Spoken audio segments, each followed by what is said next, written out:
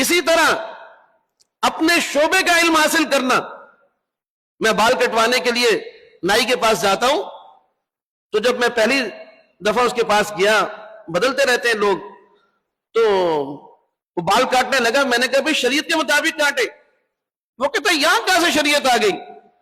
نماز روزے میں مسجد میں تو سمجھ میں آتی ہے شریعت، کیا نائی کی دکان میں بھی شریعت آئے گی؟ میں نے کہا بھائی ایسا تو ہو ہی نہیں سکتا.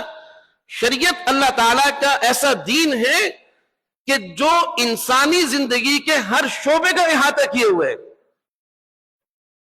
دنیا کا کوئی بھی شعبہ ہے وہاں شریعت سامنے آ جائے گی کہ بھئی دیکھو یہ کام کرنا جائز ہے، اگر جائز ہے تو جائز کا طریقہ یہ ہے. اب میں نے اس کو بتایا کہ آپ میرے بال شریعت کے مطابق کاٹیں. چلے جی بتائیں جی. اب میں نے اس کو بتایا کہ بھئی آپ سنت کے مطابق، کہتا یہاں بھی سنت ہے. میں نے کہا جی. اب وہ میرے سر پہ جب بالوں پہ پانی چھڑک رہا تھا تو میں نے کہا جی پہلے جو ہے وہ آپ دائیں طرف چھڑکیں، اس لیے کہ ہر کام میں دایاں پہلو اختیار کرنا وہ سنت ہے. تو اس نے دائیں طرف چھڑکا، پھر بائیں طرف. اب کنگھی کرنے لگا، پھر وہ جیسے درمیان سے شروع کر دیتے. تو میں نے کہا نہیں بھائی پہلے دائیں طرف پھر بائیں طرف. جب بال کاٹنے لگا تو اسی طرف سے شروع کر رہا. میں نے کہا نہیں بھائی ادھر آؤ. اب ایک ایک بات جب اس کو سکھائی، وہ کہنے لگا دیکھیں ہمیں پتہ ہی نہیں ہے.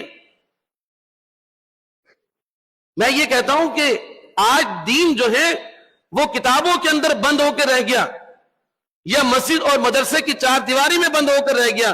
لوگوں کو معلوم نہیں ہے کہ ہم نے اپنے شعبے کا دین سیکھنا اور اس کا علم سیکھنا یہ ہمارے اوپر لازم ہے. لوگوں کو یہ معلوم ہی نہیں ہے، بس ایسے ہی زندگی گزار رہے ہیں.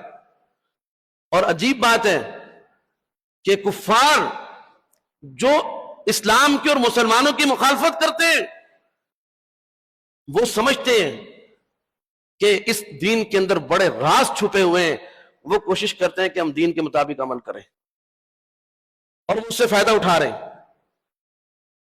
اور ہم مسلمان، ہم تعریف تو بہت کرتے ہیں، محبت کے دعوے بھی بہت کرتے ہیں، اللہ اور اس کے رسول سے محبت کی باتیں بھی بہت کرتے ہیں، لیکن جب عمل کرنے کی بات آتی تو پیچھے پیچھے بھی ہم ہوتے ہیں.